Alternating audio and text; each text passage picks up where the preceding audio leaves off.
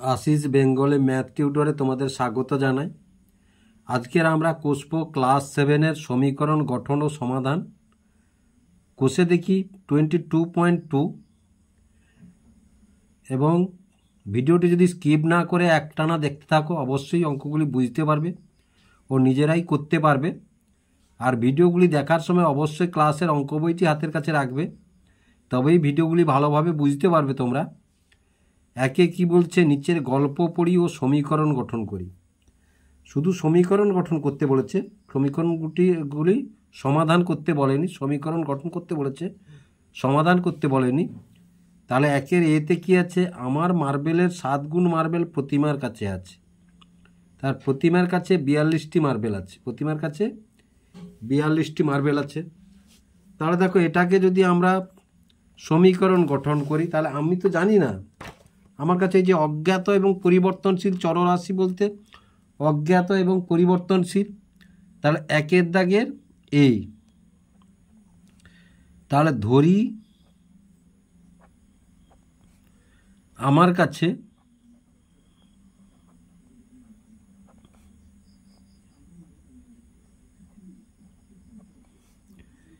XT marble আছে।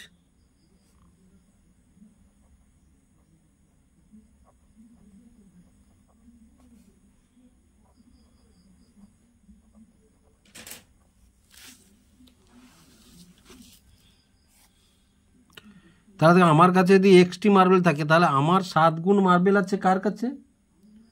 না, প্রতিমার কাছে। তাহলে অতএব প্রতিমার কাছে মার্বেল আছে।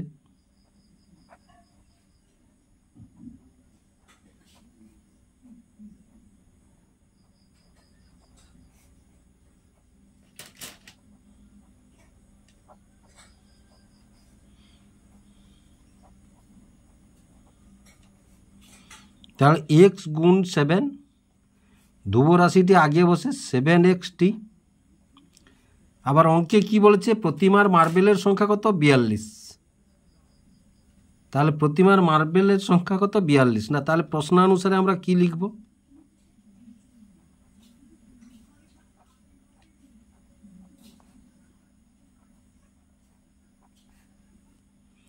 তাহলে 7x সমান 42। এই সমীকরণ গঠন হয়ে গেল এটা।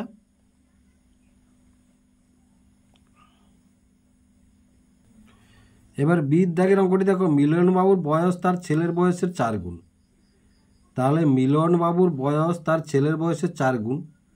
5 বছর পরে মিলনবাবুর বয়স তার ছেলের বয়সের 3 গুণ হবে। 5 বছর পরে মিলনবাবুর বয়স তার ছেলের বয়সের 3 গুণ হবে। তাহলে দেখো আমরা এখানে প্রথমে চলরাশি ধরে করতে হবে। তাহলে কি বলেছে, মিলনবাবুর বয়স তার ছেলের বয়সের মানে বর্তমান, মিলনবাবুর বয়স তার ছেলের বয়সের 4 গুণ। তাহলে দেখো ধরি এটা বির দাগে, ধরি সবসময় যেটা ছোট সেটার মানটা চলরাশিতে ধরার চেষ্টা করবে তোমরা, তাতে সুবিধা হয়। বড়টা ধরলেও হবে, কিন্তু ছোটটা ধরলে অঙ্ক কষাটা সুবিধা হয়। যেমন এখানে ধরি মিলনবাবুর বয়স, মিলনবাবুর ছেলের বয়স ধরব। ধরি মিলনবাবুর ছেলের বয়স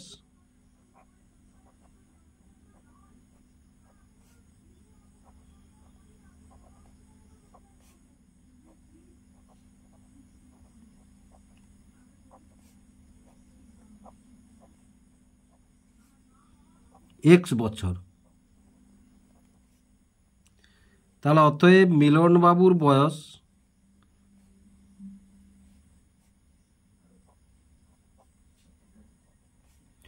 চার গুণ মানে x গুণ 4, তাহলে 4x বছর। এটা যদি মিলনবাবুর বয়সটা আমরা x ধরতাম, তাহলে ছেলের বয়স কত? x/4 বছর। এভাবে অঙ্কটা তখন ভাগ প্রক্রিয়া আসতো, ভাগ প্রক্রিয়া হলে অঙ্কটা একটু কঠিন হয়ে যায়। এবার দেখো তাহলে মিলনবাবুর বয়স কত, মিলনবাবুর ছেলের বয়স কত? x বছর। মিলনবাবুর বয়স কত? 4x বছর। এবার কি বলেছে, 5 বছর পরে, 5 বছর পরে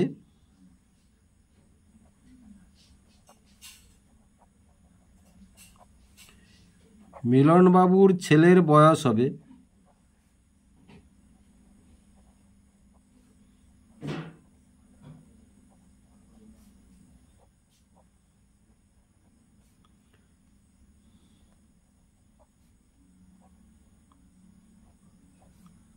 5 বছর বাড়বে 5 বছর পরে।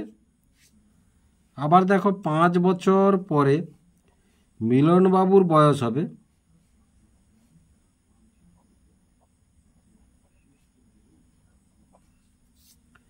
তাহলে মিলনবাবুর কত 4x, তাহলে 4x প্লাস 5 বছর, কারণ মিলনবাবুর ছেলেরও 5 বছর পরে 5 বছর বাড়বে, মিলনবাবুরও 5 বছর বাড়বে। এবার দেখো প্রশ্নানুসারে কি বলেছে, প্রশ্নানুসারে বলেছে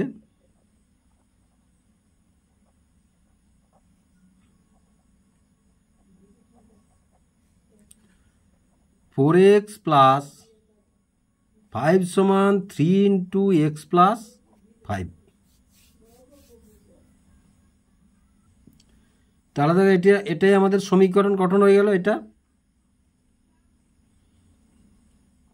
বা এই যে নির্ণেয় সমীকরণটি লিখতে পারো তোমরা, নির্ণেয় সমীকরণটি এটা। এবার 1 সি দেখো 187 টাকা আমি দুলাল ও জাহির এমন করে ভাগ করে নিলাম যে দুলাল আমার চেয়ে 5 টাকা কম পেল কিন্তু জাকির আমার দ্বিগুণ টাকা পেল। 187 টাকা আমি দুলাল ও জাহির এমন করে ভাগ করে নিলাম যে দুলাল আমার চেয়ে 5 টাকা কম পেল কিন্তু জাকির আমার দ্বিগুণ টাকা পেল। তাহলে দেখো ধরি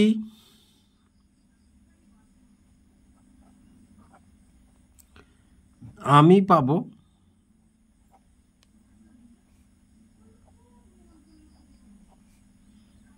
x টাকা, দুলাল পাবে, তাহলে অতএব দুলাল পাবে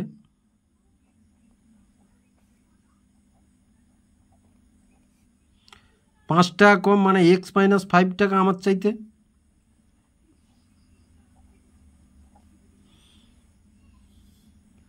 আর জাকির পাবে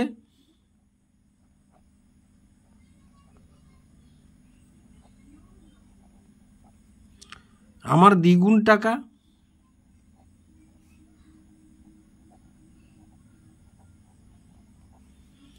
এবার কি বলেছে, এই 3টে টাকার যোগ করলে কত হবে, 187 টাকা হবে, মোট তো 187 টাকা। তাহলে দেখো প্রশ্নানুসারে বা সমীকরণ গঠন করে পাই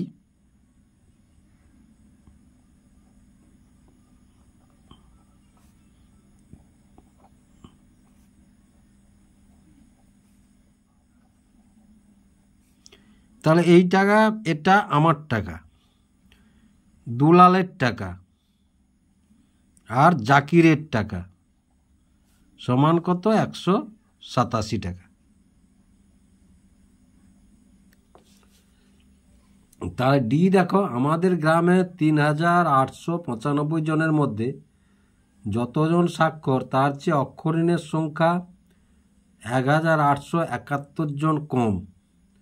তাহলে আমাদের গ্রামের 3895 জনের মধ্যে যতজন স্বাক্ষর তার চেয়ে অক্ষরহীনের সংখ্যা 1871 জন কম। তাহলে দেখো ধরি আমাদের গ্রামে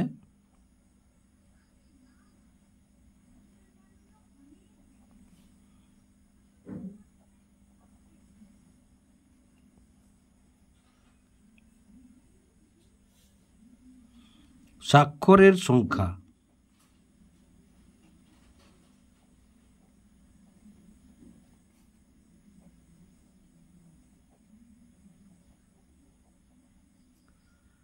x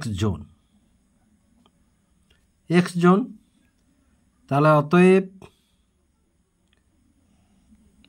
অক্ষরহীনের সংখ্যা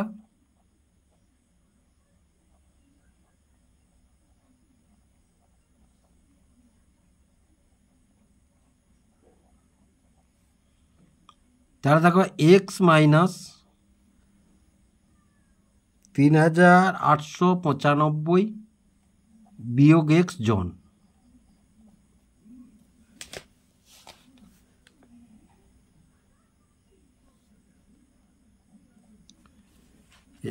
এবার দেখো তাহলে সমীকরণ যদি গঠন করি আমরা কি পাবো?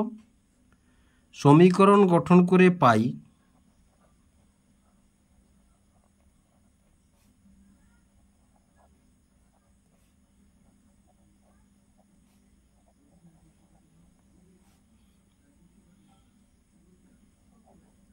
এক্স মাইনাস 3895 বিয়োগ এক্স সমান কত বলেছে? 1871।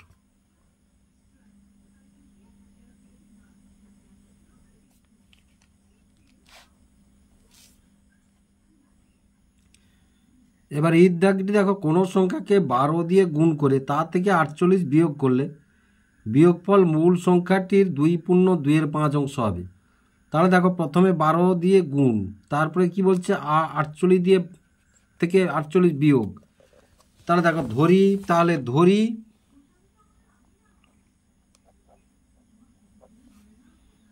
সংখ্যাটি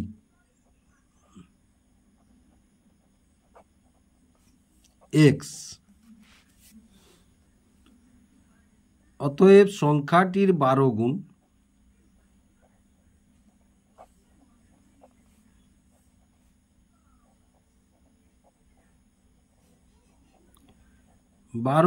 x সমান 12x। আবার দেখো সংখ্যাটির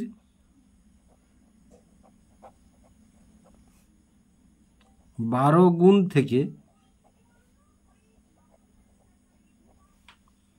48 বিয়োগ,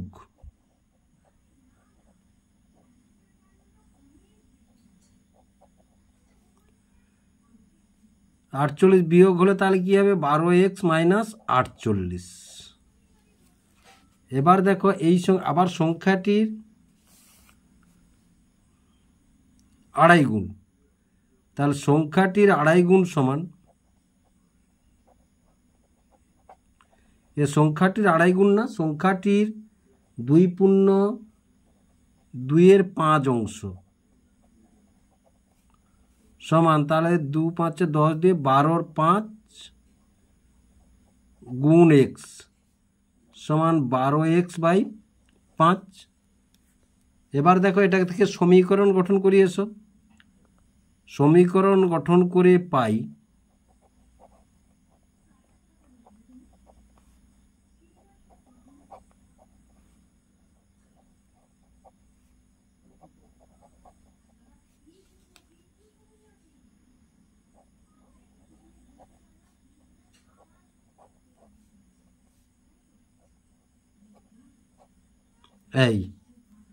এটাই হচ্ছে সমীকরণ পেলাম আমরা।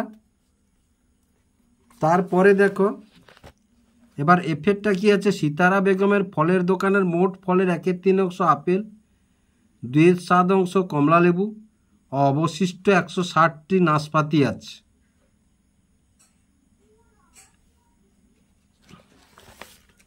তাহলে এবার দেখো, তাহলে সিতারা বেগমের মোট ফলের সংখ্যা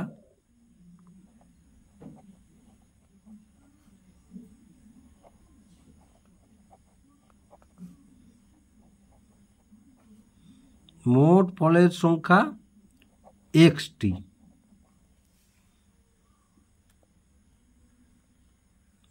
তাহলে অতএব আপেল আছে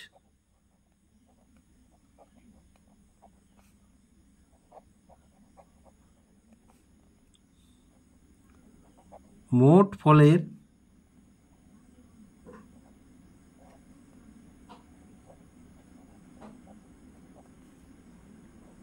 1/3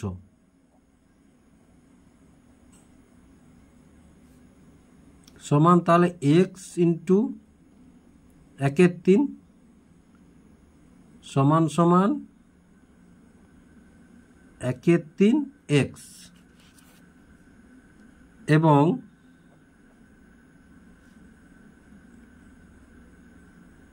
কমলা লেবু আছে,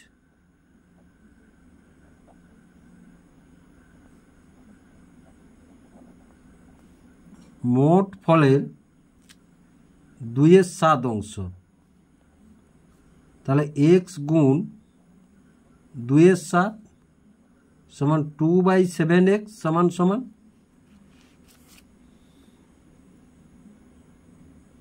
নাশপাতি আছে, বাকিটা নাশপাতি আছে, তাহলে নাশপাতি আছে মোট কত এক্সটি, নাশপাতি আছে কত, তাহলে এগুলা বাদ যাবে ফলের সংখ্যা থেকে,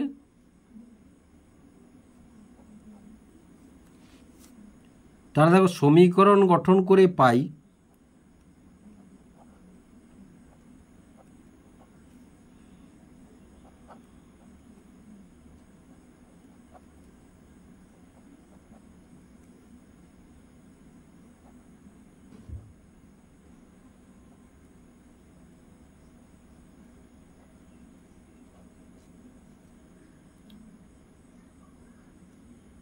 সমান 160।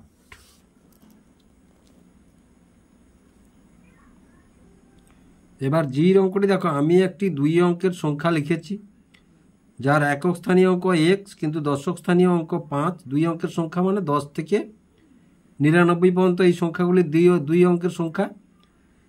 তাহলে আমি একটি 2 অঙ্কের সংখ্যা লিখেছি যার একক স্থানীয় অঙ্ক এক্স এবং কিন্তু দশক স্থানীয় অঙ্ক 5। সংখ্যাটি একক স্থানীয় অঙ্কের 11 গুণ, সংখ্যাটি একক স্থানীয় অঙ্কের 11 গুণ।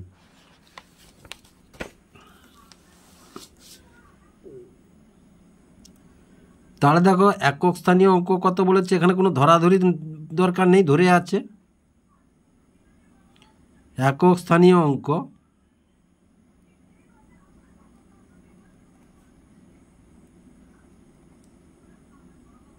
এক্স, দশক স্থানীয় অঙ্ক কত,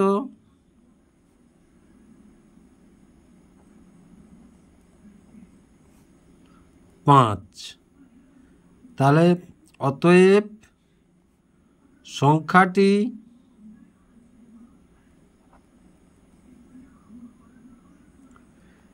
ফাইভ ইন্টু 10 প্লাস এক্স। আবার সংখ্যাটি কি বলেছে না,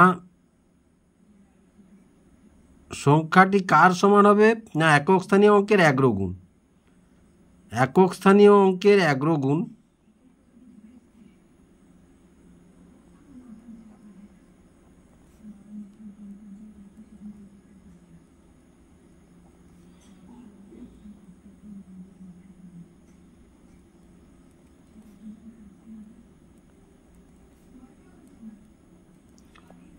x।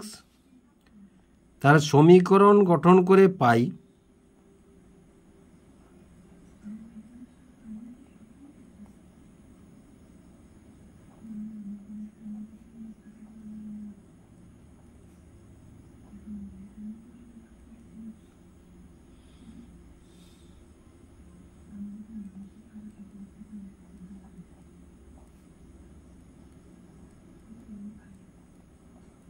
এই, এটা সমীকরণ গঠন করে আমরা পেলাম। তাহলে এই যে অঙ্কটি দেখো, দীপ্তার্ক একটি 3 অঙ্কের সংখ্যা লিখেছে যার শতক স্থানীয় অঙ্ক ওয়াই, দশক স্থানীয় অঙ্ক 7 এবং একক স্থানীয় অঙ্ক 0। তার সংখ্যাটি শতক স্থানীয় অঙ্কের 114 গুণ, তাহলে শতক স্থানীয় অঙ্ক কত ওয়াই। তাহলে দেখো সংখ্যাটি আমরা স্থানীয় মানে বিস্তার করে সংখ্যাগুলি তোমরা লিখতে জানো তো, সে মনে আছে? তাই এটা যেমন লিখলাম, এই যে স্থানীয় মানে বিস্তার করে সেইভাবেই লিখতে হবে।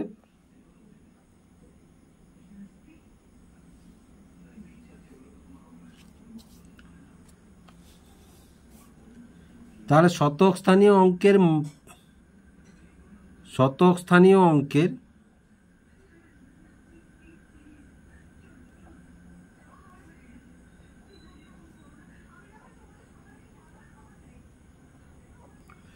অঙ্কের স্থানীয় মান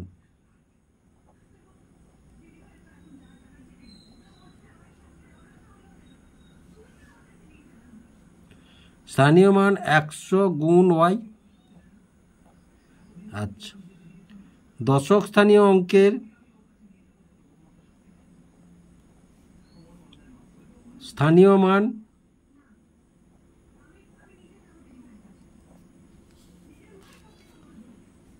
এবং একক স্থানীয় মান এখানে শূন্য আছে, তাহলে সংখ্যাটি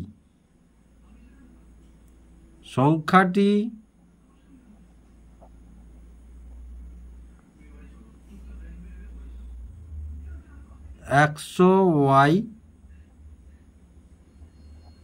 10 × 7 0 এবং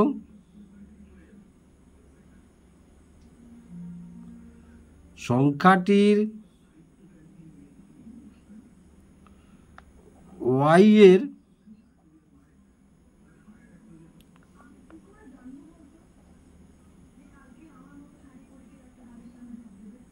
ওয়াই এর 114 গুণ সমান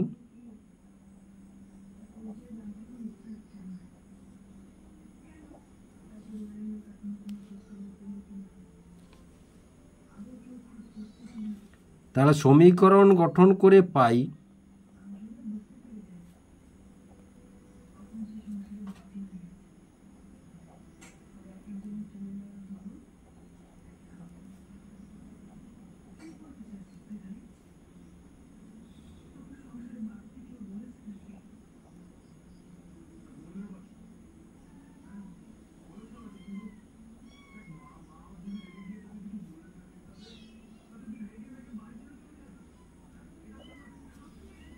তাহলে সমীকরণ গঠন করে আমরা পেলাম।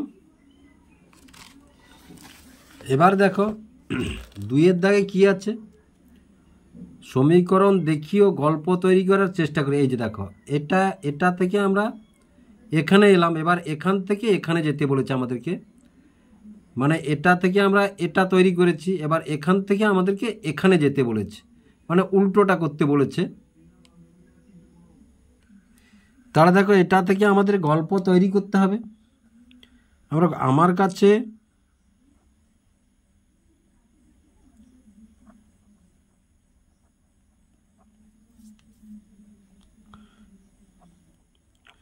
যত টাকা আছে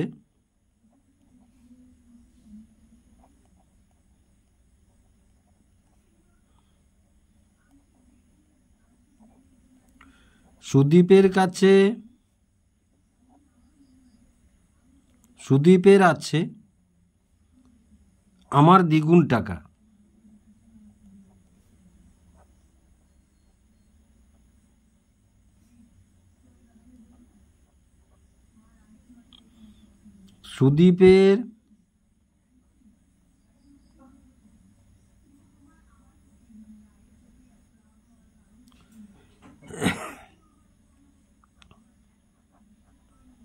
সুদীপের টাকার পরিমাণ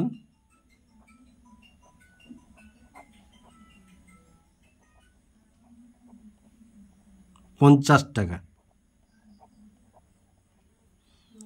এটা থেকে এই সমীকরণটা গঠন করা যায়।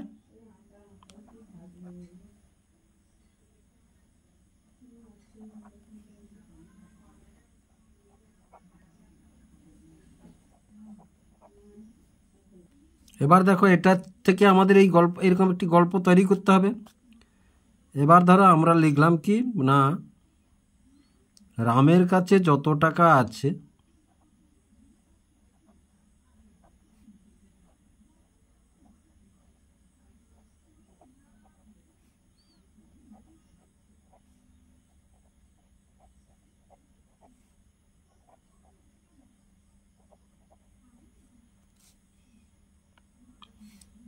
তার 3 গুণ টাকা আছে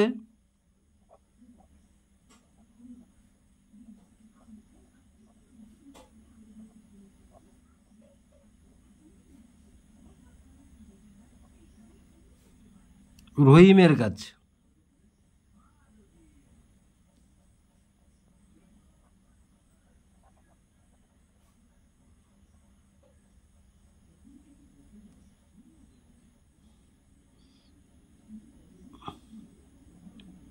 আবার জুলেখার কাছে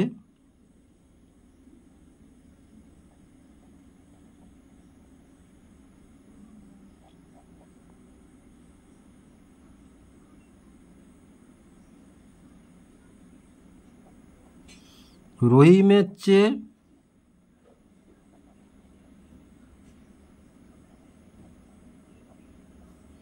$10 বেশি আছে।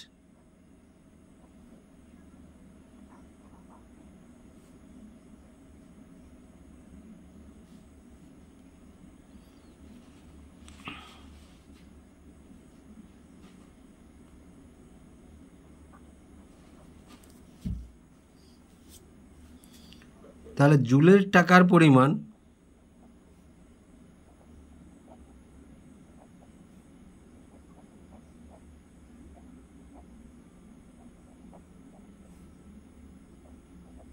$160।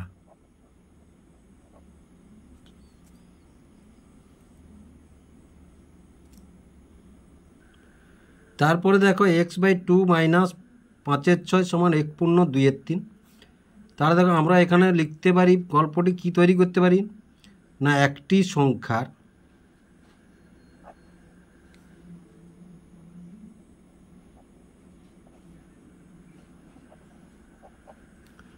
সংখ্যার অর্ধেক থেকে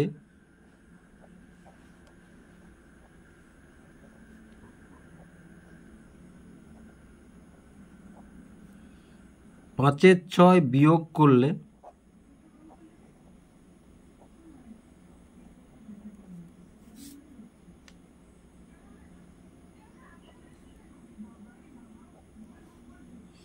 বিয়োগফল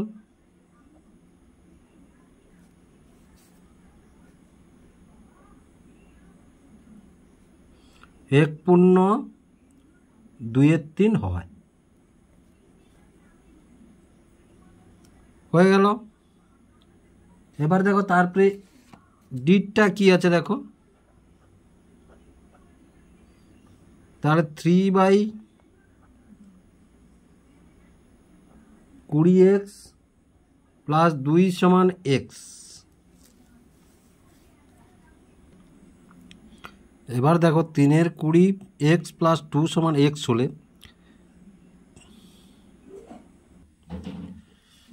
তাহলে দেখো রবিনের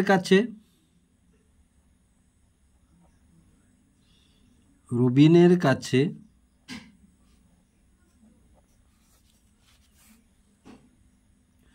যে মার্বেল আছে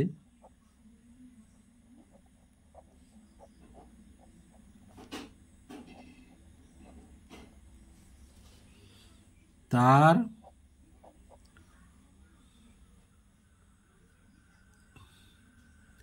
3/20 অংশের সঙ্গে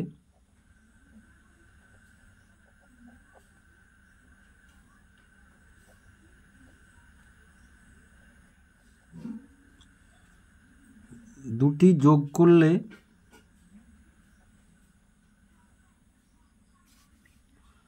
রবিনের মার্বেলের সংখ্যা হবে।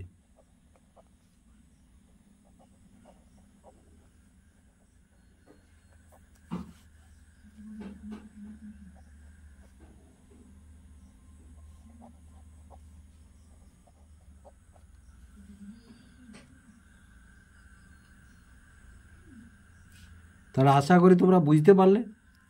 যদি বুঝতে পেরে থাকো এবং ভিডিওগুলি ভালো লেগে থাকে লাইক এবং শেয়ার করবে ও চ্যানেলটিকে অবশ্যই সাবস্ক্রাইব করবে নতুন নতুন ভিডিও পেতে।